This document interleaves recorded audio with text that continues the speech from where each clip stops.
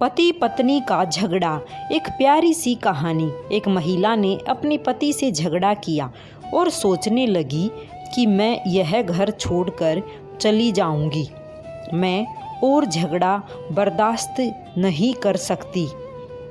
इसलिए उसने घर छोड़ने का इरादा कर लिया और सोच लिया कि अब मैं अपने पति और बच्चों से दूर रहूंगी।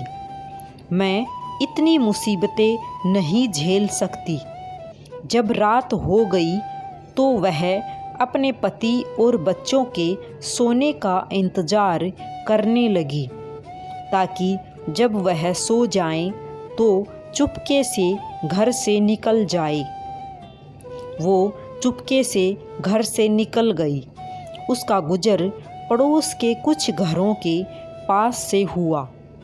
उसने एक खिड़की के पीछे से सुना कि एक माँ ईश्वर से प्रार्थना कर रही है, हे ईश्वर, मेरे अपाहिज बेटे को ठीक कर दीजिए ताकि वह भी दूसरे बच्चों की तरह खेल सके। उसने एक दूसरी औरत को सुना, हे ईश्वर, मुझे एक बेटा दे दो जो मेरी ज़िंदगी में खुशियाँ भर दे। उसने एक और औरत को सुना, ईश्वर, मेरे पति को सुधार दीजिए और उनको सही रास्ते पर चलने की अक्ल दीजिए। उसने एक लड़की को रोते हुए और यह कहते सुना, हे ईश्वर, मुझे अपनी माँ की बहुत याद आती है। मैं जानती हूँ कि वह तेरे पास स्वर्ग में है। उसने एक और औरत को अपने पति से यह कहते हुए सुना, घर का मालिक अब हमें निकाल देगा क्योंकि हमारे पास उसका किराया देने के लिए पैसे नहीं बचे हैं।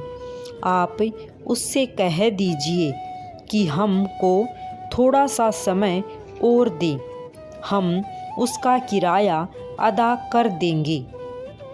इस घर से भागी औरत ने घर घर में तरह तरह की परेशानियां सुनी जो उसे अपने घर में कभी देखने को नहीं मिली थी। इस औरत को यकीन हो गया कि जो लोग खुश होने का नाटक करते और एक दूसरे के चेहरे पर मुस्कान बिखेरते हैं, वो ज़्यादातर अपना दर्द छुपाते हैं जिसके बारे में कोई नहीं जानता। ये सारी परेशानियां सुनने के बाद इस औरत ने अपने आप को और अपने घर को देखा। उसके घर में तो इस तरह की कोई परेशानी नहीं थी। वह अपने घर वापस चली गई। ईश्वर ने उसको बेटे दिए हैं, रहने को छत दी है, पति को सही मार्ग दिखाया है। सभी घरों में कई तरह की परेशानियां होती हैं। ऐसा कभी मत सोचो कि आपके सामने खुश दिखाई देने वाला अपनी असली ज़िंदगी में भी खुश है, क्योंकि इन खुश चेहरों के पीछे ऐसे रहस्य हैं जो केवल ईश्वर ही जानता है। बहुत से लोग खुश होने का दिखावा करते हैं क्योंकि वह नहीं चाहते कि कोई उनके जीवन की गहराई और उनकी समस्याओं को जाने। हमेशा ईश्वर से मदद मांगे। अपने जीवन की तुलना दूसरों के जीवन से ना करें, क्योंकि यह दुनिया किसी के लिए स्पष्ट नहीं है। समस्याओं से मुक्ति ईश्वर से मांगे, लोगों से नहीं। और हमेशा कहे, हे भगवान, तेरा हर पल शुक्रिया।